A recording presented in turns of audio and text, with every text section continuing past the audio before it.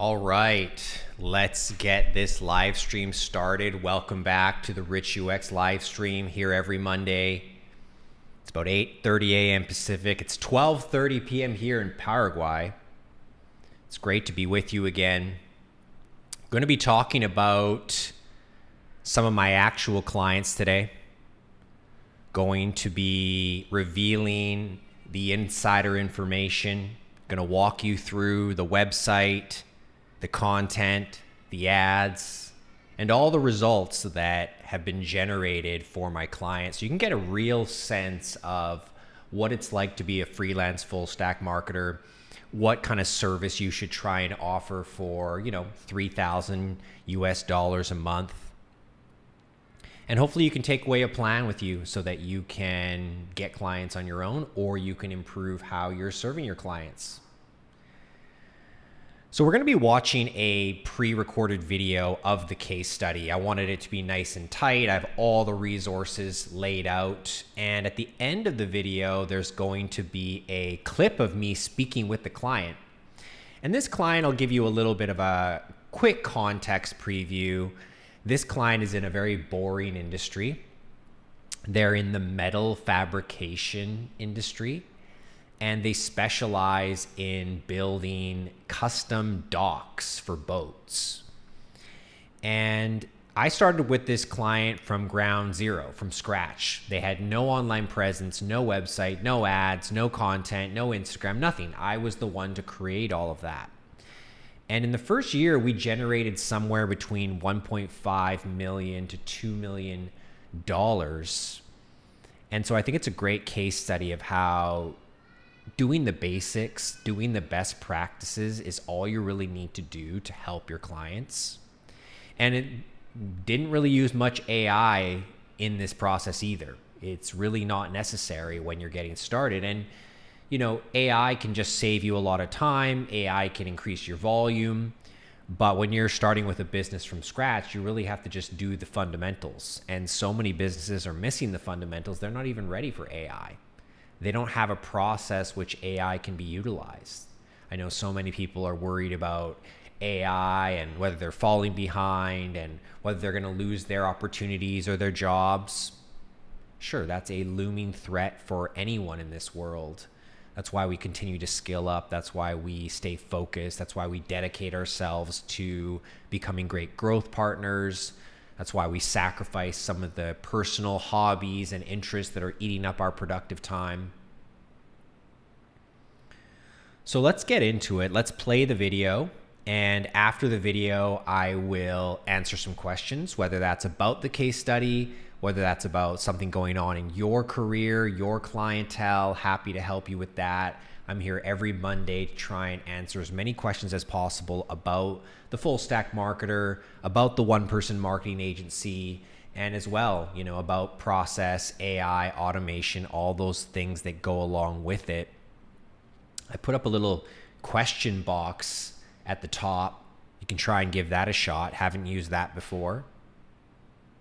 So let's go for it. Let's see if we can spin this video up. It's going to be an action-packed one. Take notes, take screenshots, do what you got to do. Let's see if I can pull this up here. All right, guys, got another case study for you here. This one's really exciting. This is how I helped a client generate $2 million in revenue in less than a year. And it's so simple. It's even simpler than the previous case study. You're going to be so surprised how little it takes. But if you have a good offer and you have a good online presence and you run ads to your offer, you will get people calling you interested. And if you can close some deals, anything is truly possible. So let's kick it off with a quick overview here. We have a 2-page website, a single homepage, a single landing page. We have the same process, just 63 followers, $2 million in under a year, 2 posts a week. We've got 1 or 2 Facebook ads campaign running. We have a Google ads campaign running, and we're going to look into some of the results at the end. But let's go step by step, full stack marketer style. First thing is building that vehicle. You need a website, right? This is where you're going to explain your offers. This is where you have more details. This is where you collect data, where you get contact. So look, I created this brand for the client, Coast Metal Works, like no logo, just some words. And you're gonna see how simple this is. Coast custom metal fabrication on BC's Sunshine Coast, steel and aluminum fabrication for commercial residential projects. Client gave me like 6 or 7 photos to work with. I chose this background image because it seemed like the best one, but even it's not that perfect. It doesn't even really show a lot. It just shows this little ramp here. I think we should improve it. Scrolling down, we got another metal ramp. So they make metal products. At Coast Metal Works, we bring together advanced technology and expert craftsmanship to serve residential, commercial construction industry. Do you need an off-grid or marine-based installation? Hundreds of complex projects under our belt. Molded frames, steel structures, couple little items here, a 9-image portfolio, and wide shot here, and a contact form. So just making it really easy for people to get in touch. But as you can see, this is a very basic, almost like kind of amateur looking website. It doesn't look super pro. And in fact, I built a different one for them before and they said it looked a little bit too pro. It didn't look as authentic. So I made it simpler and it kind of dumbed it down a little bit. And we have one main landing page. So the main offer is building a dock. You can build these metal docks and they look really good. And what's awesome is that we can build them in 4 to 6 weeks. So I'll put a little phone number thing at the top. Dock you've been waiting for, durable, low maintenance, delivery and install, aesthetic appeal, like really basic alignment, layout, nothing fancy. Why choose us? And again, that same picture from before and a simple contact form. So that's all it took for a website to generate $2 million in revenue. And standard little footer, couple links here. Let's go on over to the Instagram page, 63 followers, standard bio, one set of highlights for docs, one little doc story here. Just keeping it really focused. And like, here's the latest video right here.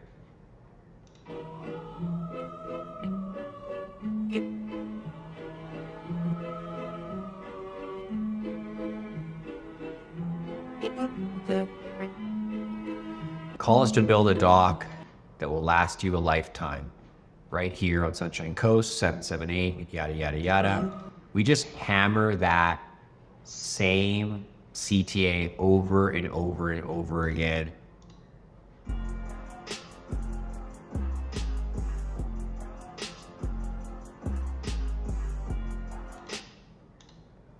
Two posts a week. Nothing crazy. Reusing that same video. 5 likes. Little meme style here. Basic captions. You don't have to write these long, complex captions. We just use the same thing over and over. And that's why we get so many leads is we're not trying to build an audience. We're not trying to be famous. We're not trying to be entertaining. We're trying to sell the client's service. And in order to do that, you have to be really repetitive. You have to just keep hammering that same sort of call to action over and over so that when someone new lands on the profile, they're going to know exactly what to do. They're going to know exactly what you offer. You don't want to make it too complicated. So we haven't even been around that long. I'll just show you. The first post was 30 weeks ago. And then, yeah, 2 posts 30 weeks ago. Kind of just setting it up. We didn't even have a lot of docs done at this point. And then we started getting into this doc stuff here. This is an important video. We are 4 to 6 weeks out from building your new dock. We started doing this a couple of years ago, but this year has been a big game changer. Building all aluminum docks with fiberglass reinforced mesh, with molded plastic floats. We meet all the new criteria in all the areas on the Sunshine Coast. Call us, email us, come in for a quotation. We can build it, ship it, and install it for you. We have some being built in the shop right now, so you can get a touch on them, you can stand on them, and have yours custom built for your area. So this is a really direct offer, and it's just some basic client videos and pictures in the back, but it's just that we can build your dock in 4 to 6 weeks is one of the fastest turnaround times available. This eventually became our #1 ad. It's the client reading the script. It's not even that well executed from the client's voice, but it's authentic and it does the job. So don't think you have to have some crazy media. Like, look how dark this photo is. It's nothing special. It's messy. 5 likes, doesn't matter. $2 million on 63 followers.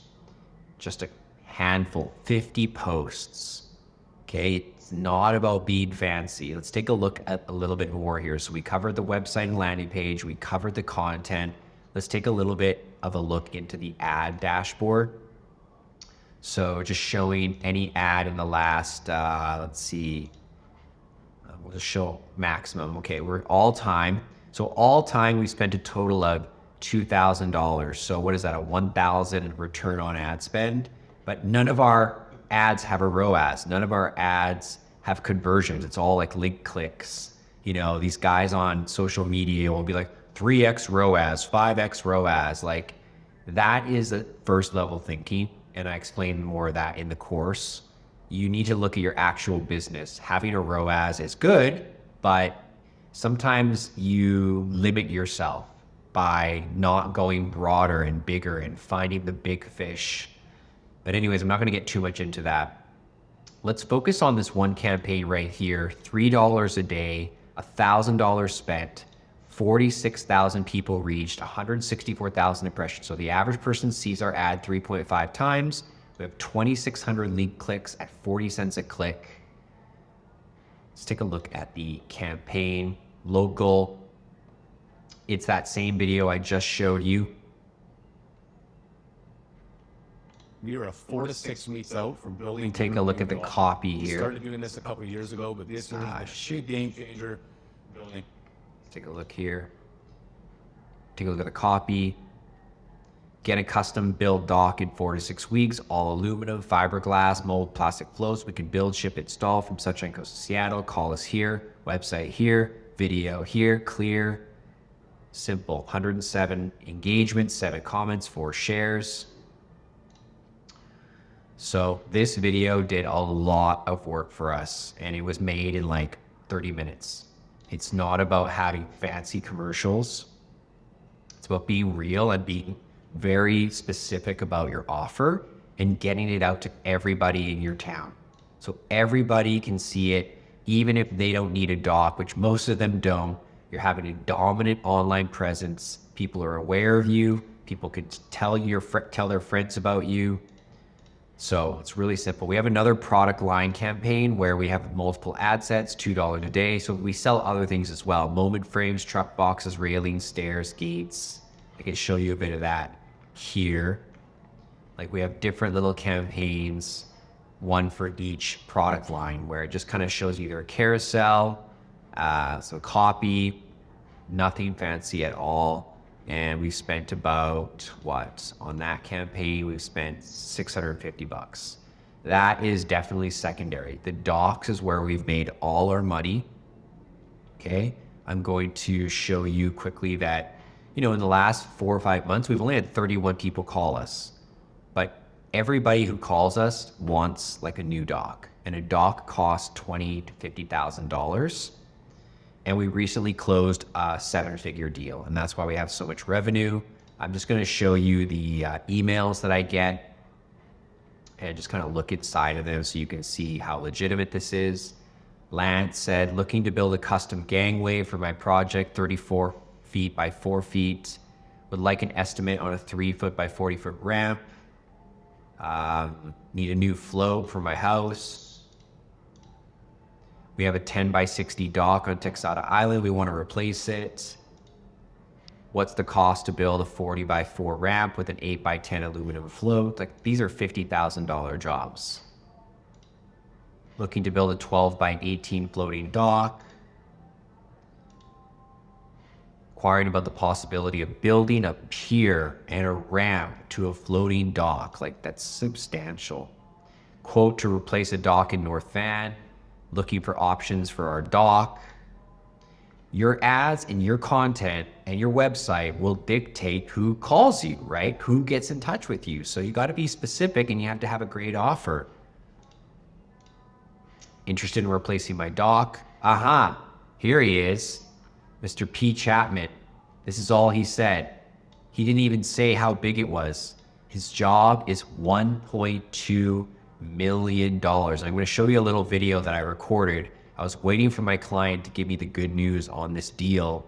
And he calls me and tells me that the deal's done. I recorded it because I knew that was going to call about. He said, hey, as soon as we close this deal, I'm going to give you a call. Real quick, let's look into the Google AdWords. I run a really basic campaign. Keywords like dock builders near me, aluminum boat docks, Coast Metalworks. You can see that we don't get tons of clicks, like only 81 clicks. But think about it. What is the average person looking for a dock? Of course not. So all of these clicks are super high intent. Dock builder near me. Clearly not a do-it-yourselfer. And so, we've spent $760 on that 59 clicks, $13 a click. Sometimes you can't be afraid to spend a little bit more cost per click because you're generating, 5-figure deals. One deal is going to pay this whole thing off. We're going to be taking that 7-figure deal and immediately dumping like 1% to 2% back into ads, back into more reach, improving our media. So another amazing success story. And take a look at a bit of the report. Average cost per lead all in about $30, $40. Up here it got a little high, $15, got a little lower there. So on average about 30 to 40, but each lead has the potential to be 20, 30, 50, even $1 million per job. So I'm really proud of this case study. Coast Metalworks has only been online for 30 weeks and we've just crossed the $2 million in revenue. I just want you to understand that if you master these 3 skills, and not even master, if you get good at them, like 8 out of 10, this is a very average website. This is very just standard social media posting. These ads have no rocket science behind them. They're really basic to set up. You can use ChatGPT to write the copy, and you're going to be able to fill your clients' contact forms. You're going to be able to generate high value calls, and you're going to be able to generate high value clicks on your ads, getting people who are actually interested. And I think this is also important to understand that the work we do doesn't really change. So you want to find clients who can sell expensive things. That's the super ideal. Can you always do that? No. But think about it. This client's paying $3,000 a month US. $2 million, like 3,000 is pennies now. They would have paid $20,000 ultimately, like we could have charged them $100,000 if we could have promised these results. I never promised results. And the fact is I'm working again, just 1 to 2 hours a week on this client work, super lightweight, can definitely take on more, looking to scale up. But first and foremost, every marketer should build a critical case study like this and showing your clients that, hey, this is what it takes to be successful. Couple of pages, consistent content, and a focused ad driving contact form or phone calls to your business. And it will absolutely work. There's so many people out there looking to spend their money. There's so many wealthy people looking to upgrade their homes and their property. There's so much money, trillions of dollars out there. It's crazy to think that you can't go get a couple $100,000 for your clients, charge them $36,000 a year or $3,000 a month. You're golden. All right, let's go take a look at that video that I promised I'd show you. August 7th, 2025. About to get a call from my client here, waiting for them to call. They said they'd call me back. And I'm hoping that's good news. We've been running Facebook ads and Google ads. We're working for this client for about 6 months. And we've had this deal on the line that was quite marred. I'm talking 7 figures. And I'm waiting for the call to hear the good news that we locked that in.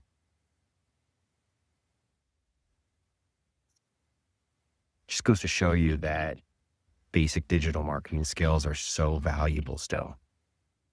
For this client, I do very basic digital marketing services. couple posts on Instagram and Facebook a week, 1 or 2 active Facebook and Instagram campaigns, a single page lander contact form. And recently we started doing about $500 at Google ads. He did broad targeting with a nice negative keyword list. So let's see what happens. I've been in the game of remote income skills for nearly 10 years. My only goal is to earn money that's completely remotely. It's not always the most, it's not always the biggest deals, but it could be done anywhere in the world.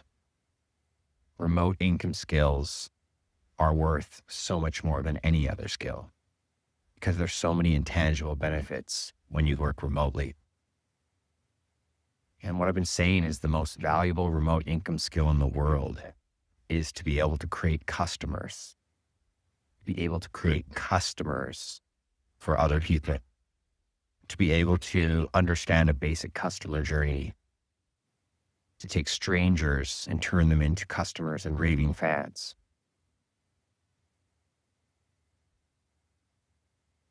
Waiting for a call right now. Should be coming in any second now. But my client said that they've been working on closing a big deal, a 7-figure deal, all from my ability to create customers. This client came to me 6 months ago, asked for a website, asked for an online presence, and I did that. But it's not just social media. It's not just building a website. It's building a system and a strategy that allows you to take someone who doesn't know you, who's never heard about you, start working with you. And in this case, offer you 7 figures. I've been doing this around the world for nearly a decade. And I think that there's nothing else that you should focus on. It's the most important thing you should learn, is the ability to create customers. It's $1 million skill. And I wish everybody would figure it out, because you can take this with you forever. You could take this with you wherever you go. No one can take the ability away from you. Once you understand how to create customers, you can apply it to any business in the world, any situation. Does it always work equally the same? Maybe not. But the basics, the foundation, the frameworks of creating customers doesn't change. That's why it's worth learning. Quick. I'm going to take this call real quick. All right, here comes the call. Let's see how it goes. I got to answer the call. Hey, Dave. Hey, Rich. What's the news? Peter Chapman. I sent him my deposit information. Let's go. 1.2 million. 1.2 million. $25,000 today as a promissory note. Beautiful. He's continuing with the project. I'm meeting with him next week to go over the final design. And we will take our $300,000 deposit at the end of next week to start the build. Well, big congrats, Dave. This is a big one. So happy for you, and great, great news. Yes. I'm super thrilled. It couldn't have come at a better time. And Totally. in the middle of quoting another big dog job with a ramp and a cantilever right now. So, if all these jobs start coming through over the next week or so, I'm officially going to be able to make that pivot that I want to make, because we'll be backed up for 4 or 5 months for fabrication. Damn, that is some good news, Dave. That was a lengthy wait. Even just now, you made me wait 40 minutes for that. Right? And I can make that, if I can make that pivot this winter, yeah. that means I got 4 or 5 months of creating as much noise in the industry about who's the best at this job. Yeah. To book us up for the next year.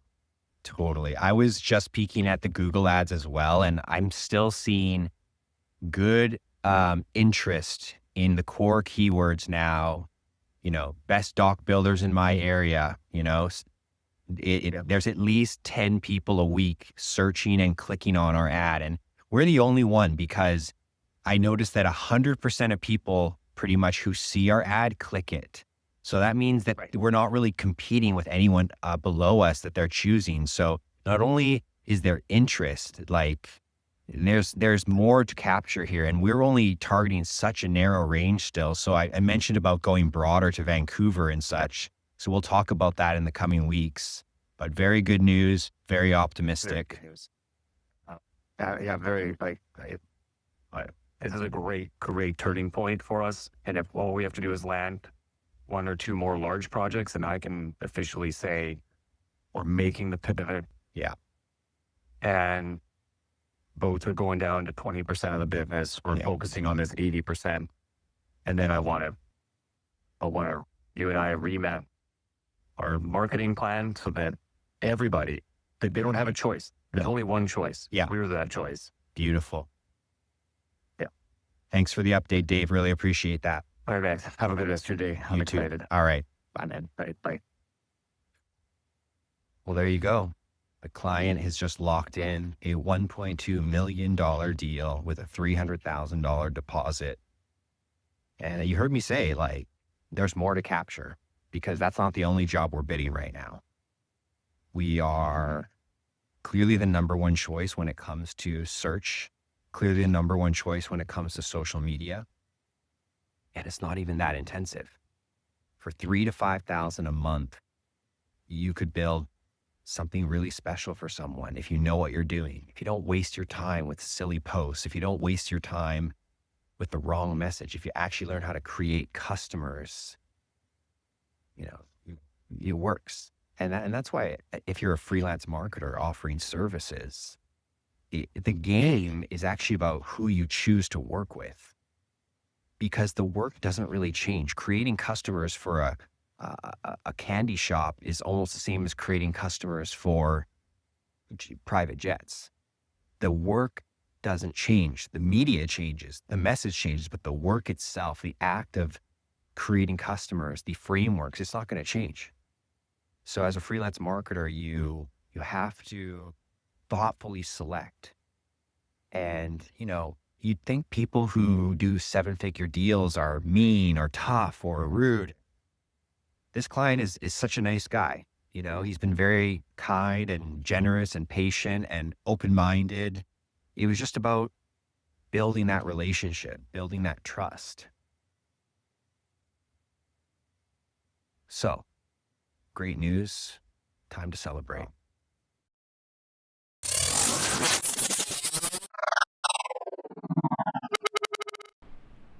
Okay, hope you guys enjoyed that little case study video. I'm back here with you live.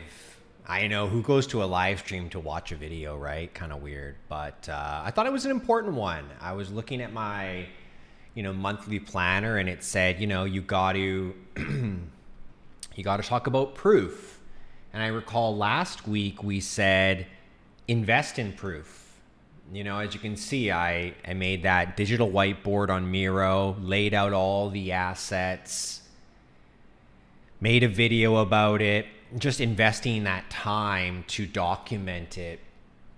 And that was about 8 months ago, and we've sold many more docs since then. We've been doing equal, if not better, since when I made that video. I revamped the website, did an SEO audit, and optimized everything there using Claude and the Webflow MCP. We've made even better content since then, trained the client on how to make better content. We've created more ads. I think I could talk a little bit about all that. Why don't we do a bit of a screen share and go live into what's been going on since then and extend this little case study here. So here's the new site. You could see the old site was absolute garbage. I mean, relatively speaking, it was so basic, but we wanted to create it fast. We wanted to get it out there, and we started it with something. And when the client first approached me, he didn't know he was going to specialize in docs. He thought he was going to make a lot of different things in metal, but sort of working with me and just the way it played out, he learned that, there was sort of an opportunity there, and it was easier to be a bit more focused on one item. So this beautiful landing page image now. I shot this with a drone. I went out with the client. Pacific Northwest, beautiful. Moved the phone number banner up, same logo, same menu.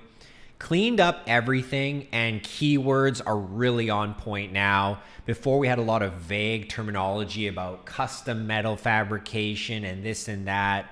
Now everything is sort of very targeted to keywords, and there's some more work to do, but that's a beautiful photo right there.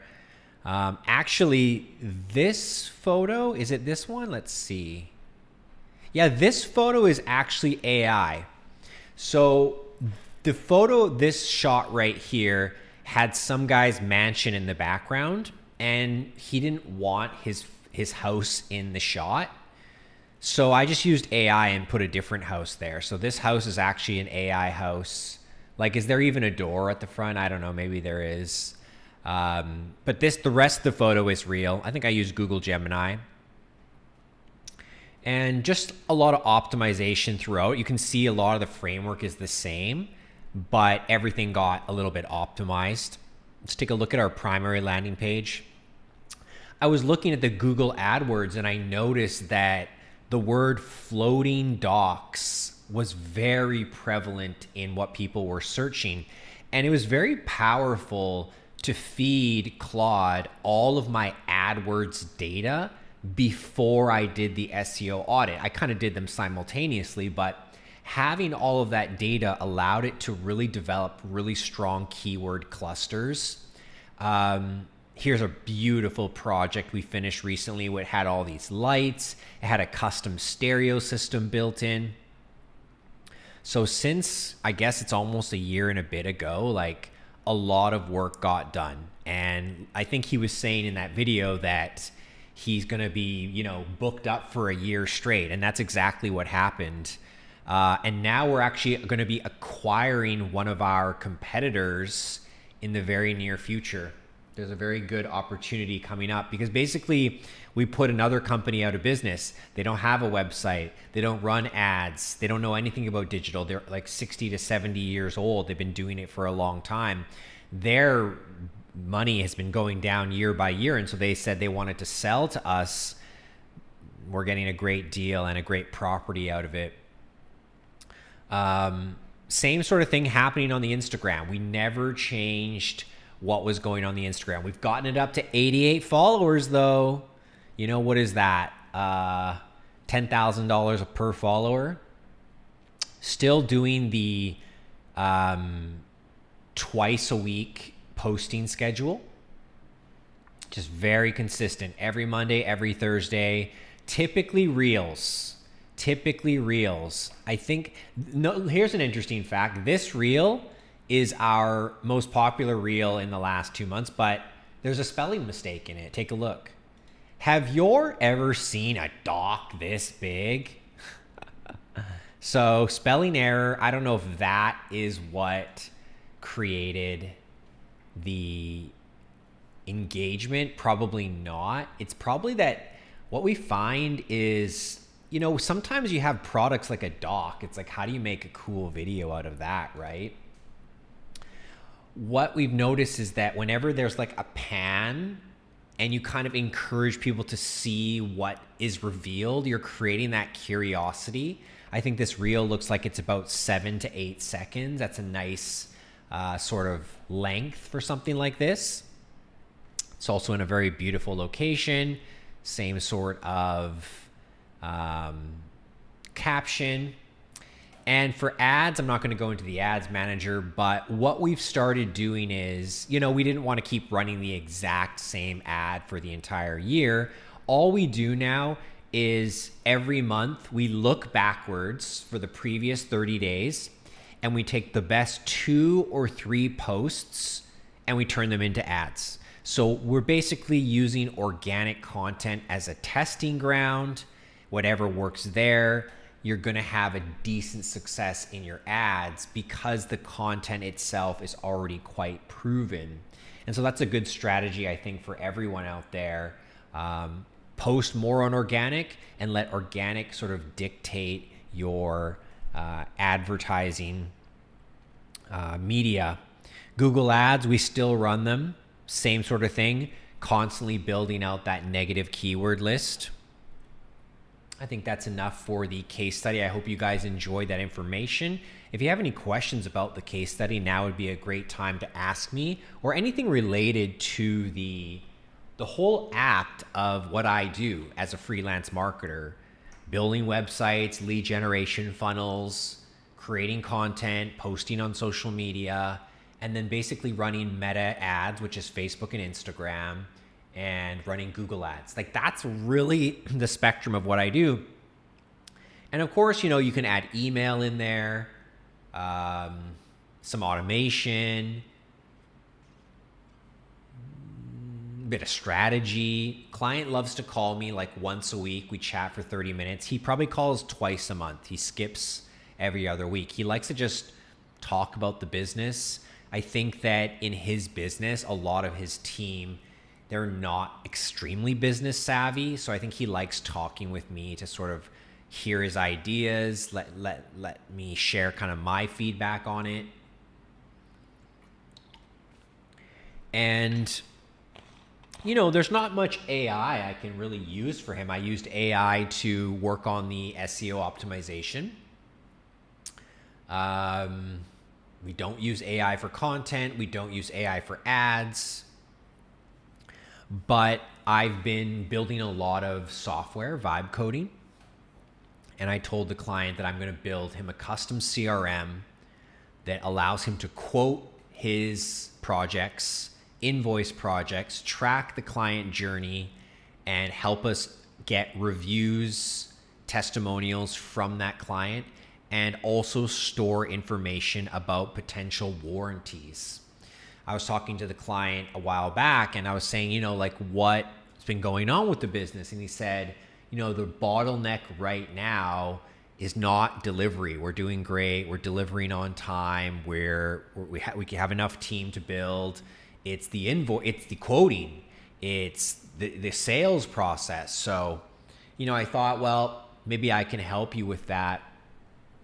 Maybe I can build you something that can save you time, because he's the kind of guy who would do a lot by hand. Like, he's asked me to build spreadsheets for him before, but I know he can get a lot more organized. And I think that, marketers don't have to learn how to vibe code, but it's going to be silly as a marketer not to learn tools like Claude, like Claude Code, like OpenClaw, like Claude Cowork.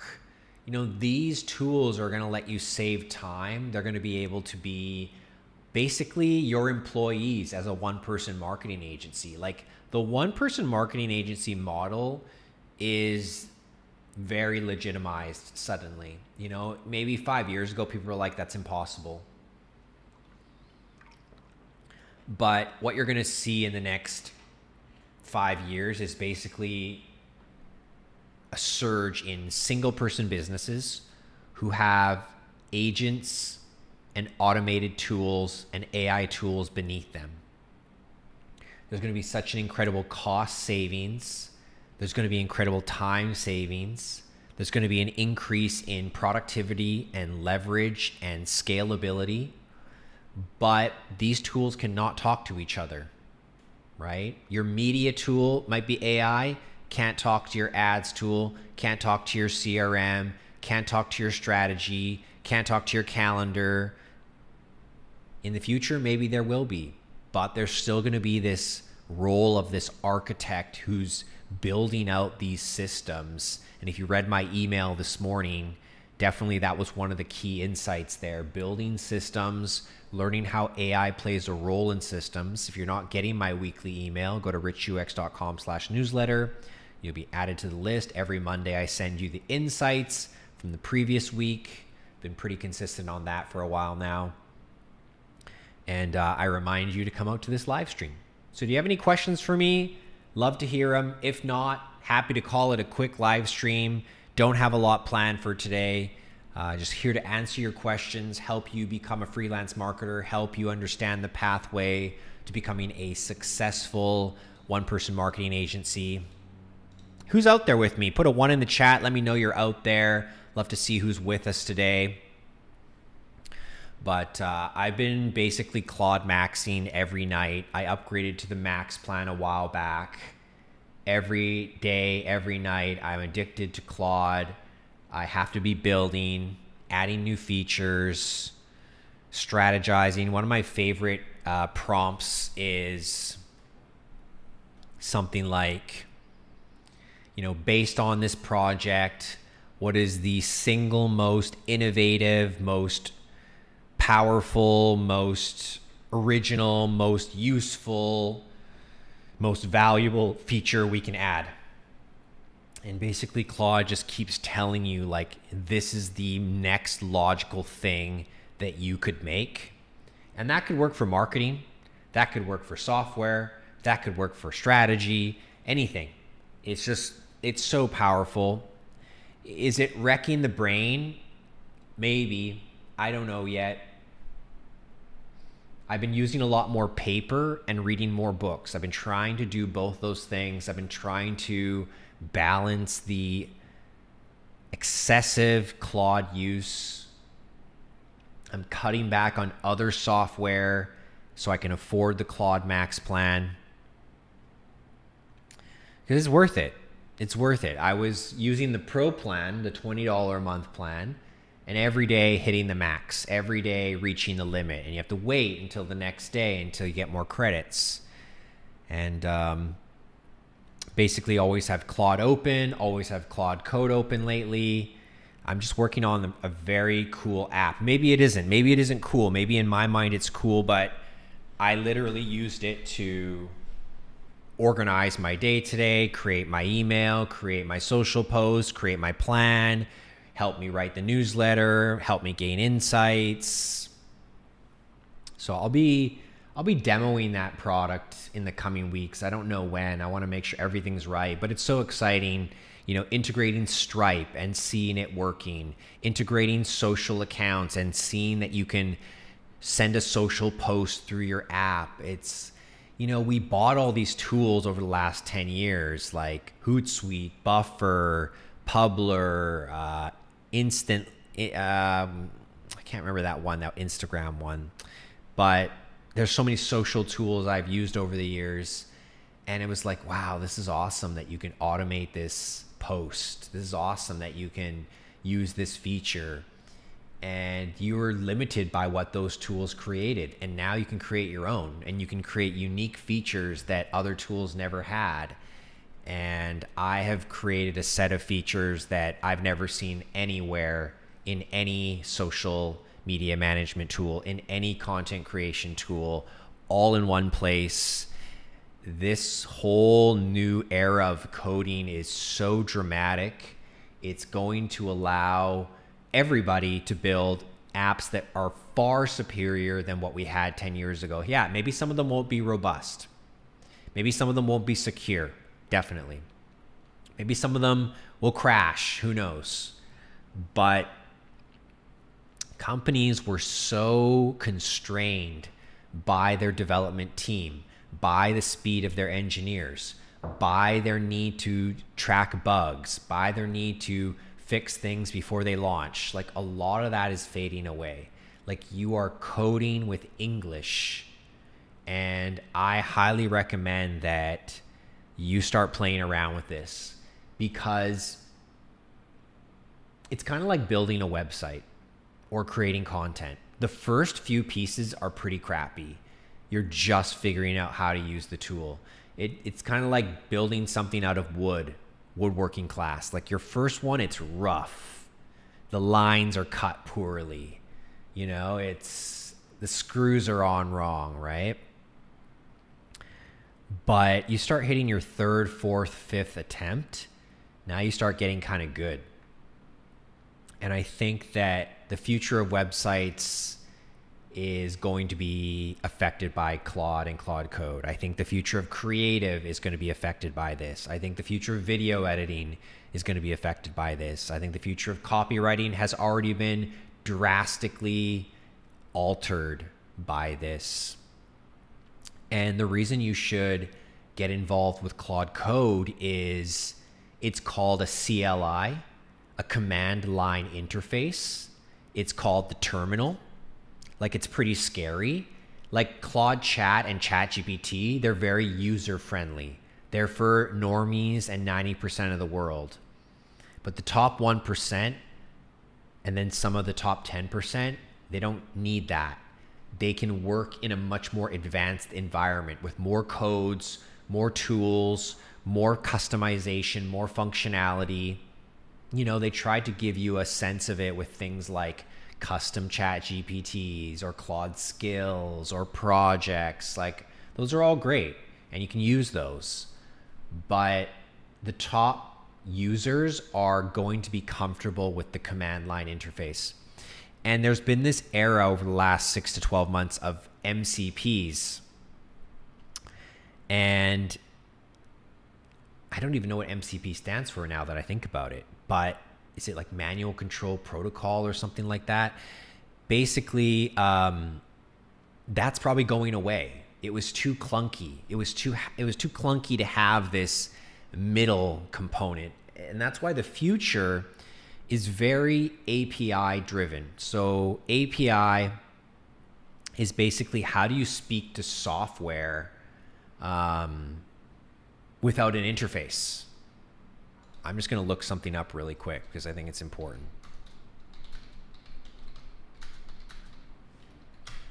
MCP, Model Context Protocol, wasn't even close, somewhat close. API, Application Programming Interface. Like, I'm making apps on a weekly basis and I don't even know what API stands for, because you don't need to know. You don't need to know JavaScript. You don't need to know React. You don't even need to know HTML. Like, the game has changed so drastically. And I think like the difficult part for most people who haven't gotten started at anything and they're still either working a job, they're at zero income, is they're really in this torn situation where it's like, am I supposed to focus on AI or focus on marketing? And the problem is, if you focus on AI, you don't know what to do with it. If you have a marketing business and you have 50 things to do every month, you can just start picking it apart and say, well, I'm going to use AI for that now. I was going to hire someone, or I was trying to, this was taking a lot of my time. I'm going to use AI for that now. Great. I'll figure that out. Your existing foundation of business protocol drives you to solve it with AI. And that's what's going to happen. But if people are like, oh, I'm going to sell AI, I'm going to be AI, I'm going to do AI, it's like, what are you going to do with it? It's like, oh, I'm going to build a factory, but I don't have a product. I'm going to buy a 3D printer, but I don't have a business. Like, what good are those tools? They will speed you up, but you need something to put through them. And I think that's the difficult part. So if I was you, I'd be rapidly figuring out a business model that you can use AI with. And for me, I already spent 5 to 10 years doing freelance marketing. I did captions by hand in the past. I wrote copy word for word in the past. I changed HTML and CSS code in the past. I clicked all the buttons in the past. So it's very evident to me where AI fits. And I think that it's hard for people because they get distracted by AI and all the hype around it. It's like, oh, you got to learn this, you got to learn that. It's like, well, that's not for everybody until they're ready, right? And I'm sorry that that's just the case. I don't understand like what you're going to do if you don't have a foundation, a process, something you already do, and you're just like, oh, I'm doing AI. It's like, okay, well, how do you market your AI business? Well, I guess I better learn marketing. Well, I'll just use AI to market my business. You'll be like so many others who don't have a nuanced taste, who don't have the real agency in the business world. And by agency, I mean the ability to solve problems, high agency. And I think as well that you got to suffer a little bit before you enjoy what's great about AI. I am not sure. I'm not sure you can just come right into it knowing nothing. Like, can you quit? Can somebody quit McDonald's and just start selling AI? I don't know. But someone who's been grinding with a couple of clients, they have an offer, they've been trying to do copywriting or creative agency or social media marketing, like you just got back 80% of your time. You just saved a bunch of time and a bunch of money. Like if you had 5 clients with like a 40% margin, your margin can go to 80%. You can get rid of your VA. You can increase your marketing content for your own business. There's many more things you can do.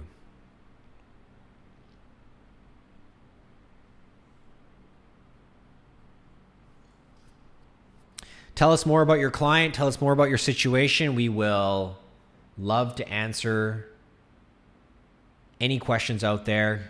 Glad you're with me today. Hope you're enjoying the live stream. Hope you're enjoying the chit chat. Pop your questions in the chat. Don't even need to use this little question box, which I don't see anyone using. It's fine.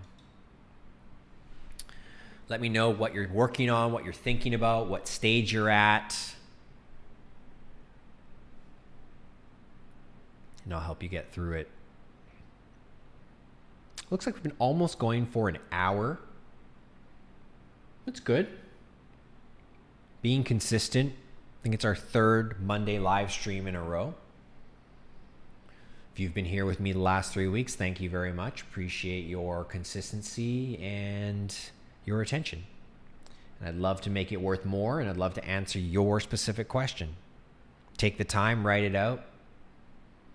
We can solve it.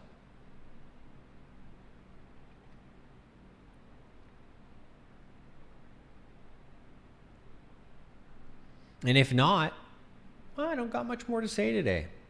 I'm happy with where we've gotten to today. I feel that I lived up to the title. I feel that I added some extra context. I feel like I gave you an up-to-date thought about this week, what's been going on, what's happening in the world.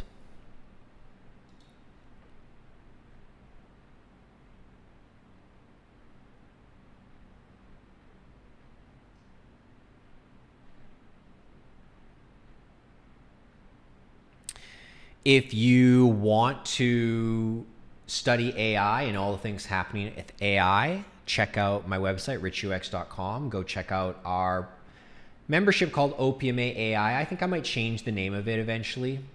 I think it's growing beyond just a marketers group. A lot of people in our group are building apps. A lot of people in our group are going above and beyond marketing because AI lets you do that. And I've been loving my content creation brand voice toolkit. You can get that for free on my site. I think all those links should be down below. If not, just go to richux.com and get them there.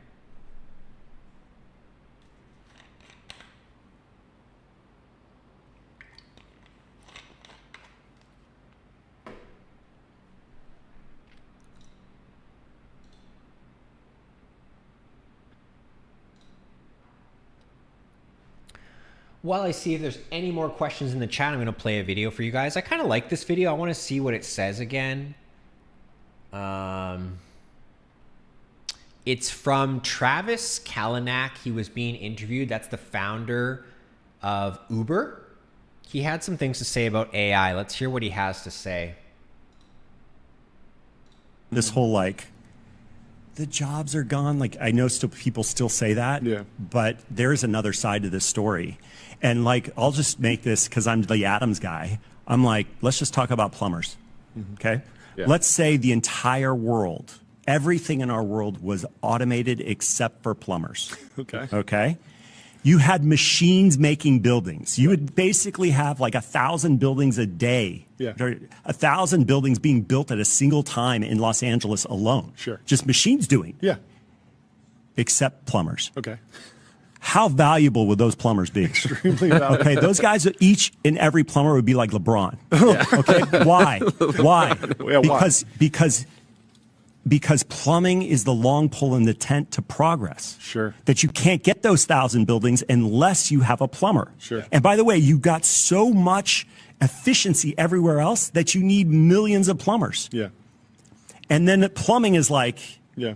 what's up? And so once you realize that, Yeah. then you're like, until we get super AGI, Yeah. humans are valuable.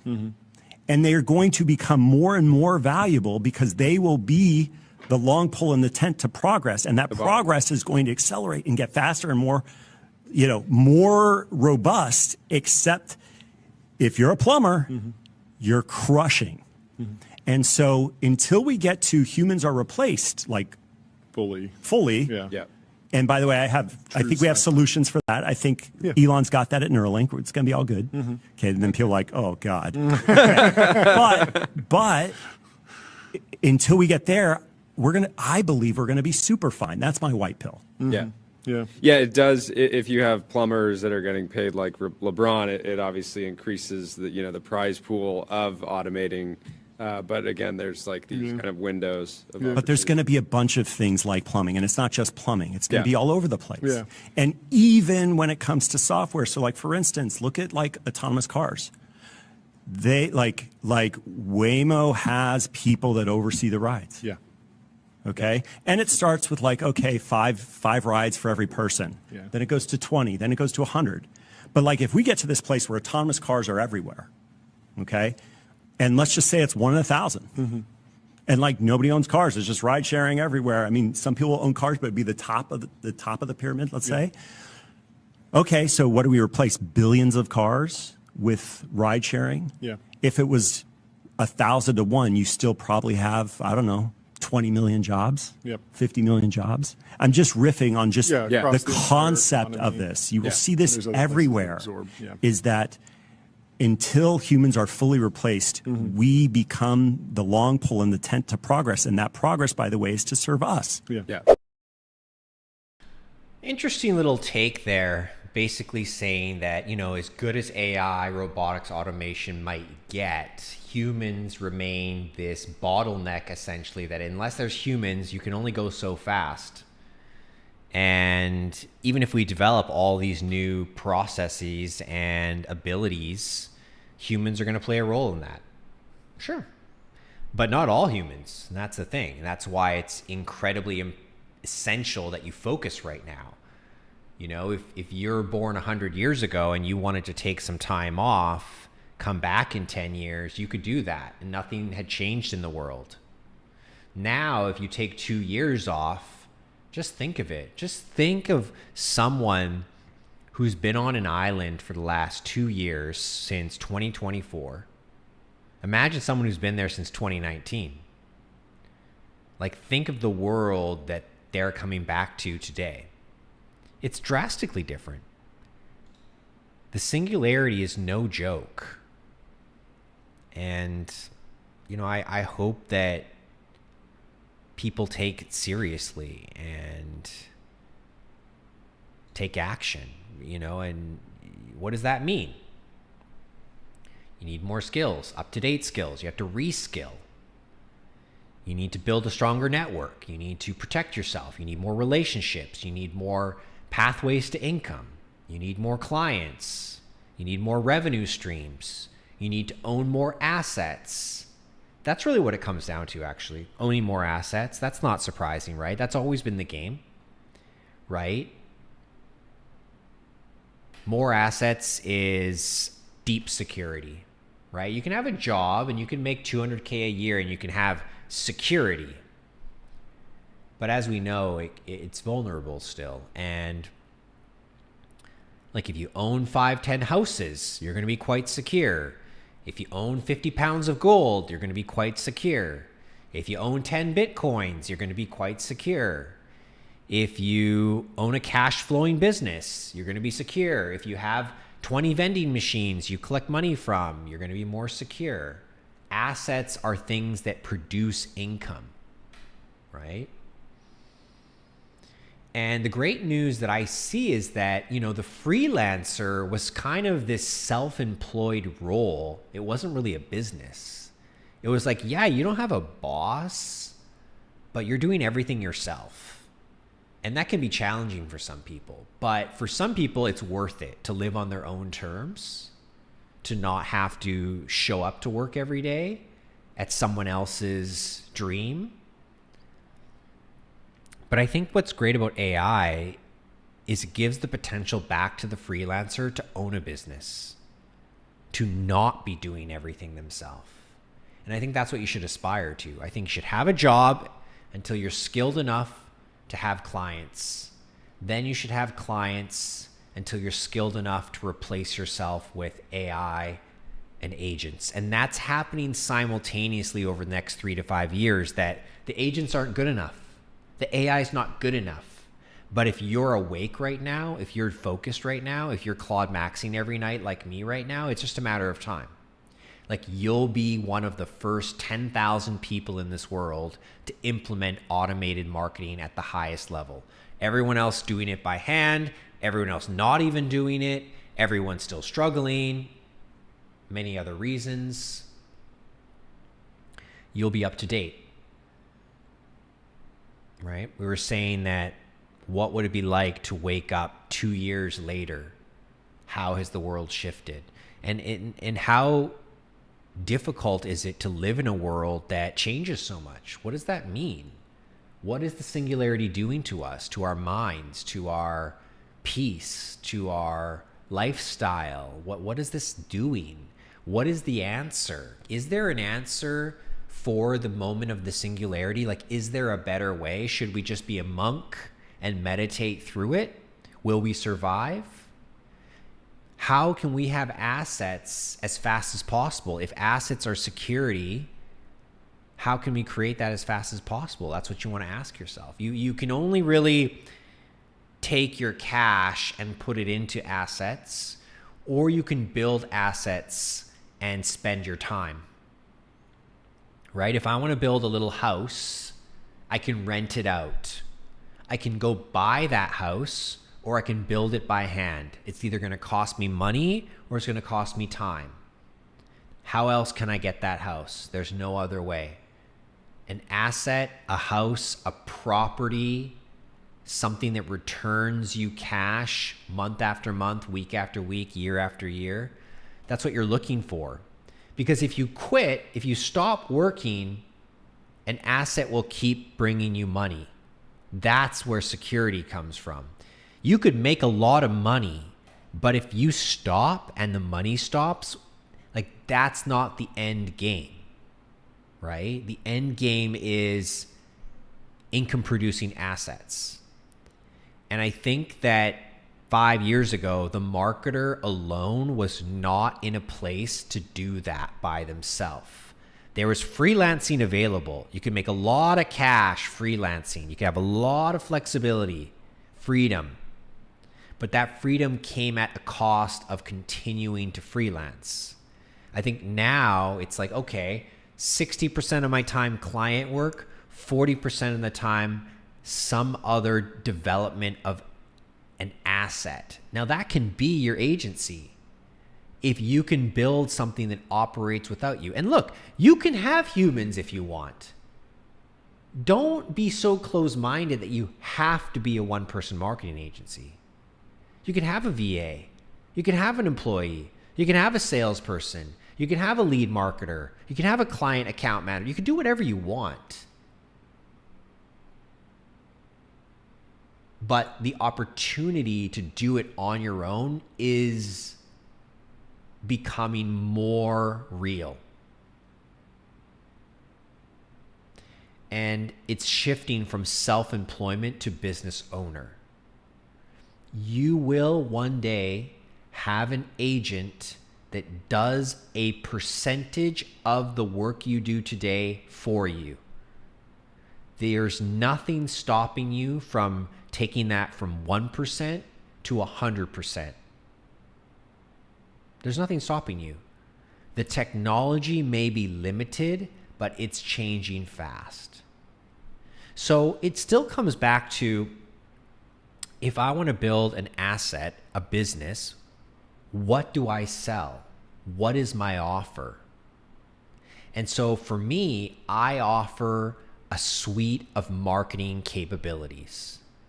My clients don't want to do it themselves, even if they know AI can do it. They don't want to do it themselves because there's this level of staying up to date with platforms, with strategies, with algorithms, with rules, laws. There's a lot to keep up with in marketing in general. But that same client may definitely not want to have a $250,000 a year marketing agency spend. They may be much more comfortable with 50 to 100. They may say, I don't want 5 team members to manage, I want 1. They may expect agencies to come down in price. The thing about freelancers is you're not coming down in price, you're going up in price because you're becoming more valuable as an individual.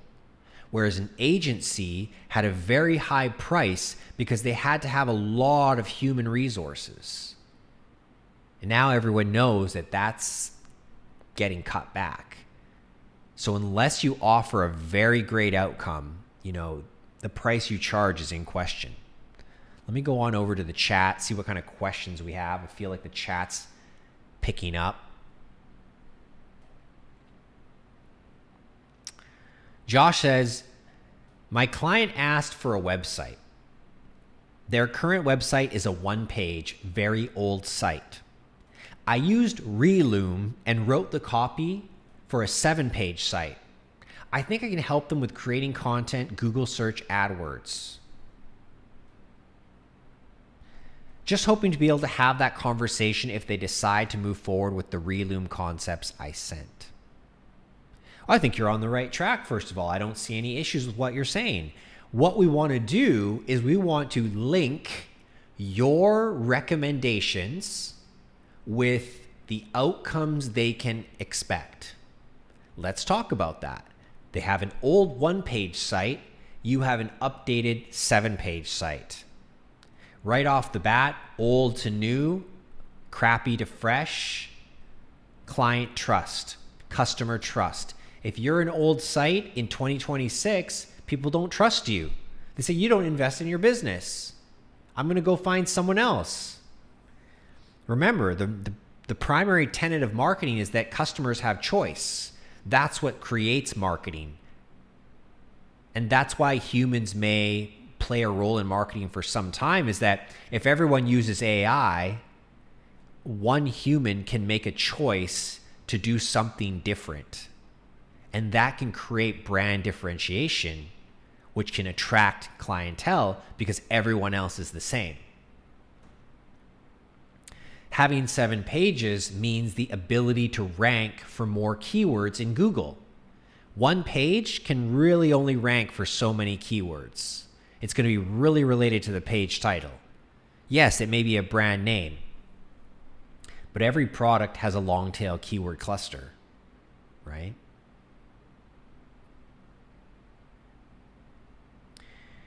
Running Google Ads means growth. It means also defending your market share. Almost every business has competition. If we don't advertise, maybe our competitor will, and we'll slowly lose our market share and we'll shrink. A business can really only shrink or grow. It's impossible for a business to stay dead even. So are they shrinking or growing? That's a really good sort of hook for your presentation. Does client X want to grow or shrink in the ever-changing digital landscape? Competition is rising. The cost to run ads is increasing. You need a trusted advisor to take you through this process. Here's what I recommend. Brand new website, expanded over multiple pages to cover different products, different services, different areas of focus. A focused Google AdWords campaign to drive high intent traffic to your website capture a bigger market share of people who are searching today for what you offer.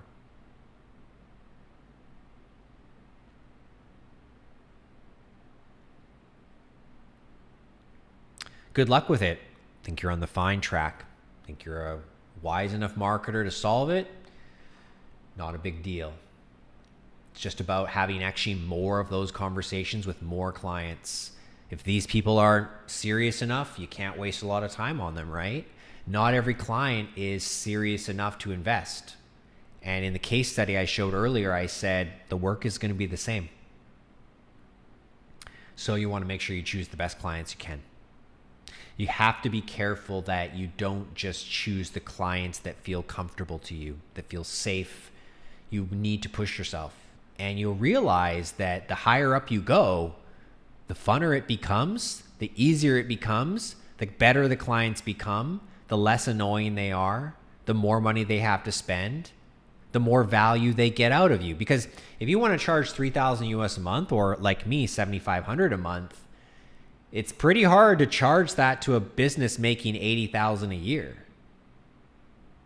But if they're making $800,000 a year and they are desperate to go to 1.4 million, spending, $80,000 on me is a very good investment.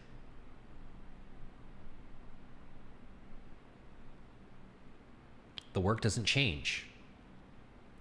Startup, old school, mid-size, your strategy might change, but the work you do doesn't change. Creating media, developing pages, staying consistent, checking the ads, making sure they're optimized, working well, getting the most out of your money. It's really the same activities. Question from the chat from Big G. What are the benefits of multi-page websites compared to a landing page? Would you use both, or is there use cases for both?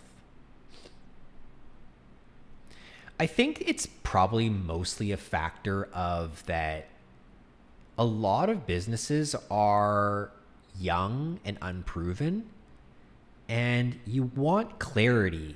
And it's easier to be clear on one page than multiple pages. I think that's what it is. I think it really depends if you're going for a Google search strategy or not. Like, does it make sense that people search for you in Google? If so, SEO matters and you should have more pages.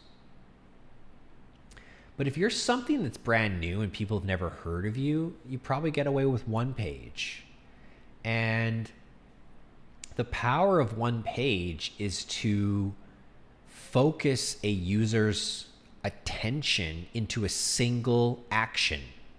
And I think what that really comes down to is trackability and optimization around that action. If I have 1,000 people that come to my site and they all come to one page, and on that one page is one button call to action that says book a call. And I know that 72 people book a call every month, 7.2%. And I know that 30 of them show up. And I know that 6 buy. That gives me a lot of clarity around what's working and what can be improved. As soon as you go multi-page, who knows who, where, what is doing what? The problem is that some people, some customers, they want more information. They want to know about the company. They want to see the team. They want a detailed service list, and there's many services. But typically, if you have many services, you're not a startup. You're local. You're a service business. Most service businesses aren't global. And even if I am global, let's say I'm a Big Four consulting firm, I need a lot of pages. I have too much information. So it kind of comes back to the very first thing I said is, one page, 1 year old. because you only have one offer. And most businesses should focus on one offer until they're making $1 million a year, because it's possible to make $1 million a year from one offer. You're better off creating a great funnel for that. And when I say funnel, I loosely mean customer journey. One advertising channel, one landing page, one sales process, one offer, right? Everything is a mathematical equation. When I run $2,000 a month, I get 1,000 clicks. I get 17 booked calls. I close 3 deals. I make $24,000. So what should you do? Let's say that's real. Let's say you spend $2,000 a month. You book 17 calls. You close 3 deals. You make $24,000. What should you do? What's obvious? What's the obvious thing you should do?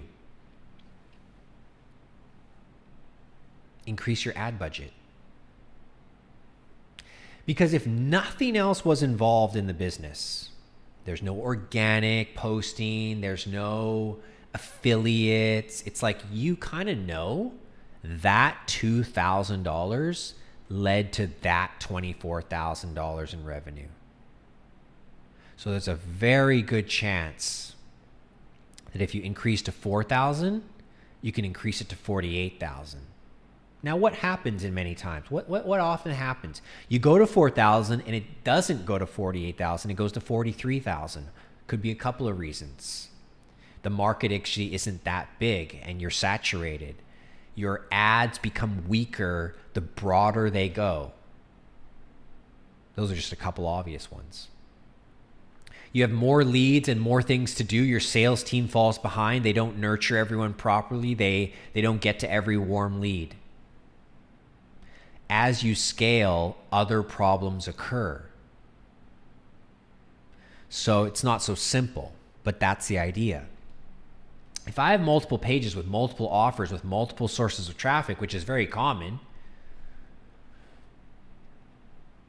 how do I know what to do next? And so that's when you need to adopt a split testing mentality. It said, this month, we're going to test this one thing and change nothing else. And that's so key. It's so key that you have the patience and discipline to test one thing for 30 days, maybe 14 days, and check what happened and see if you can learn something. What you're trying to learn is a pocket of scalability. Oh, when we switch from static images to reels, our revenue went up. And then the new question comes in. It's like, when does your revenue kick in? Do you have a free trial? Do people buy a high ticket to start? Are they on a recurring revenue? What's the lifetime value? That's why business is hard.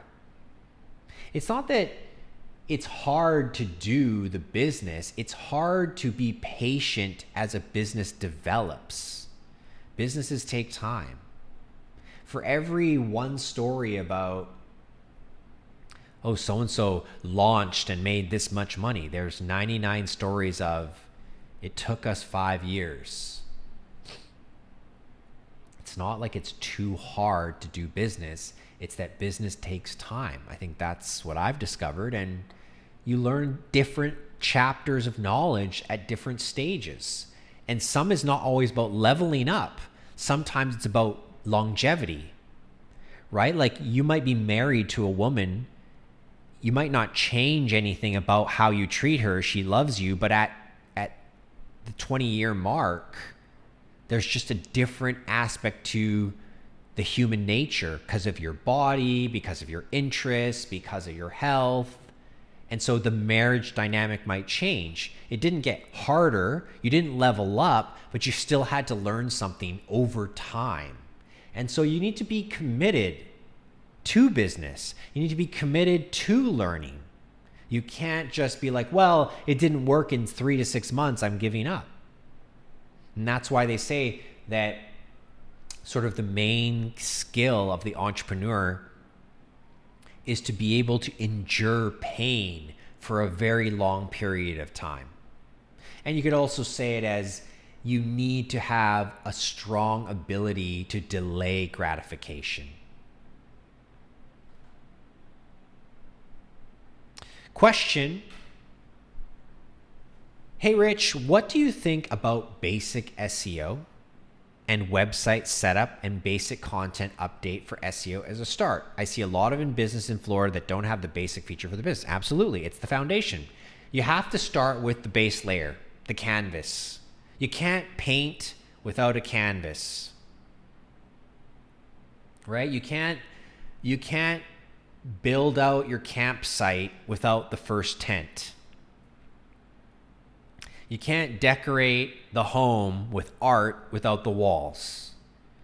And if you don't have a website and you're not visible in the world's #1 website, google.com, you don't have the foundation. You don't have a place to drive traffic from your Instagram account or your YouTube channel. You don't have a place to build a lead generation funnel. You don't even have the website. You don't have anywhere to follow up. You don't have a place to put your pixel to track people. So yeah, I think that's always month #1 with those kind of clients, is getting them set up with a decent website. It can be 1 page, it can be multiple pages. It really depends. I was just talking about that. In a lot of cases, you get away with 1 or 2 pages. In my case study I showed earlier, scroll back in this video, it's a home page on the rootdomain.com. And then there's a landing page that you use for any ads. Because when you send people from an ad, you don't want to go to the home page. It's a little bit too general. And typically, the landing page should have copy that is very related to the ad copy. So when the ad says, get your metal dock in 4 to 6 weeks, when I go to the landing page, it shouldn't say custom metal fabrication. It should say, get your metal dock in 4 to 6 weeks. So that way people know that, yeah, this ad took me to the place that I need to be. I'm not going to click around. That's why it's called a landing page. It's meant to be a specific place to land after you go from a traffic source like an ad. A landing page can be a squeeze page. Not every landing page is a squeeze page. But if you're going to spend money on an ad and you're going to run that traffic to a landing page, you often want to make it a squeeze page so that you squeeze what you need out of that ad money. And a lot of times it's someone's name, email, and phone number. And that's why we start using lead magnets, so that if we want to get something from them, we give them something in return. The 12-point funnel that I designed many years ago, it comes from this idea. It's like back in 2015, everyone wants to run Facebook ads and everyone's like, it doesn't work. And the reason it doesn't work is they don't have the proper foundation to run them. They don't have a landing page. They don't have a lead magnet. They don't optimize their copy. They don't have an email automation follow-up. Like, if you don't have all that, of course, it feels like ads don't work. So everything is a natural follow from I want to run ads. Okay, you want to run ads? You're going to spend money. You're going to spend money. You got to get money back. How do you get money back? You got to offer something. Not everyone wants to buy right away. So you better get their email and you better send them emails until they're ready to buy. You follow me?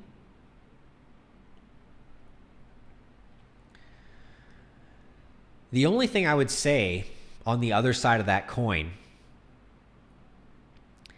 is some of the basic stuff is so basic that if someone didn't do it, they're not a good client. They don't actually care about their business. They don't want to do it. Here's the truth. A lot of business owners today are 60 years old. The prime business era was the last 30 years, not before that. Before that was for farming. Business really evolved in the 70s, 80s, and 90s and 2000s. It really became more viable for the average person to become a business owner. Now it's crazy. Anyone can be a business owner today. Why?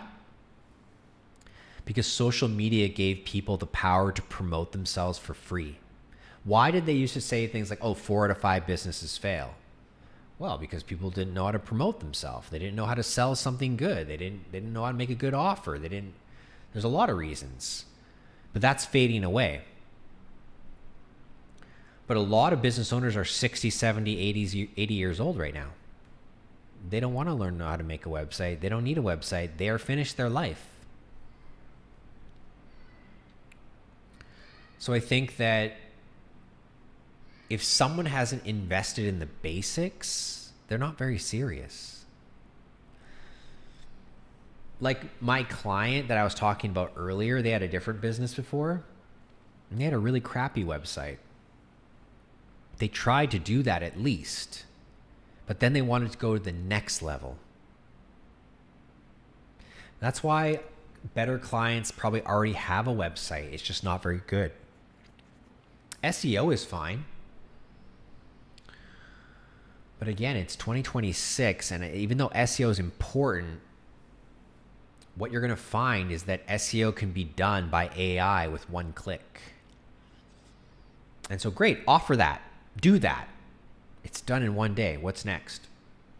See, SEO is sort of something that you do it once and it's kind of done.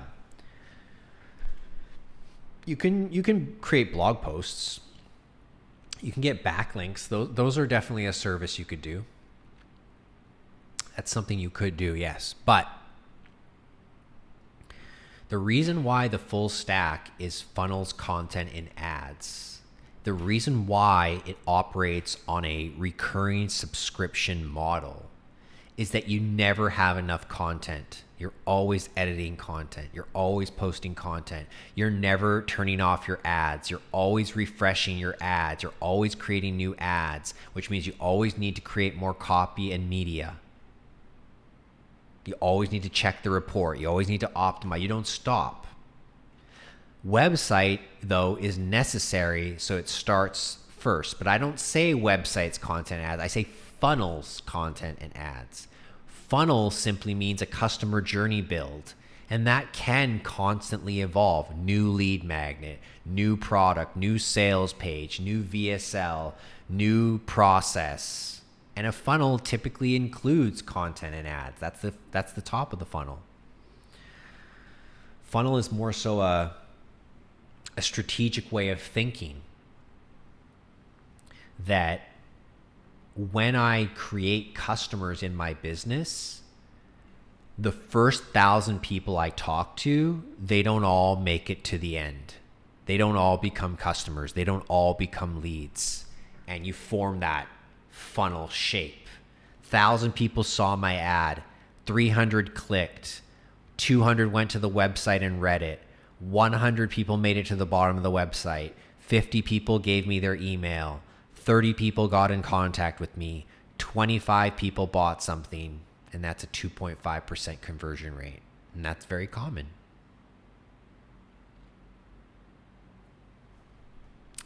Well, it's been a great chat with you all. I think we're at 90 minutes. Hope you bring me your best questions next week.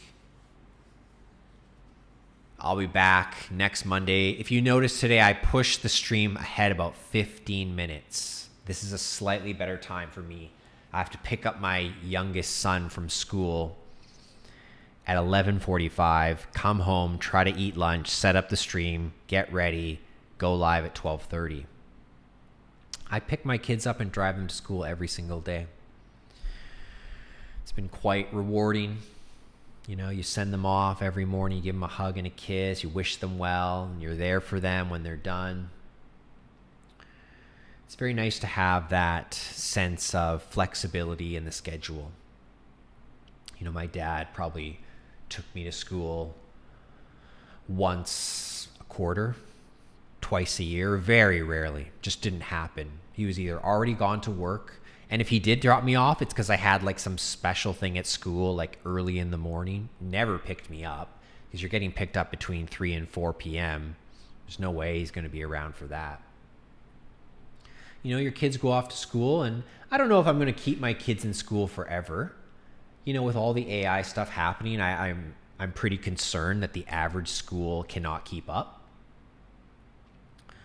But I want them to learn Spanish. So they're being immersed in a bilingual school, semi-immersed. And I hear my son's Paw Patrol watch is going off right now, which is just lovely. He's apparently set an alarm for 2 p.m. It's barking. Hope you guys can't hear it. I think it's a great time to end the show. We'll talk more about parenting and freelancing another day. Get at it. Have a great week. Keep building. Keep talking to people. Stay committed. Stay focused.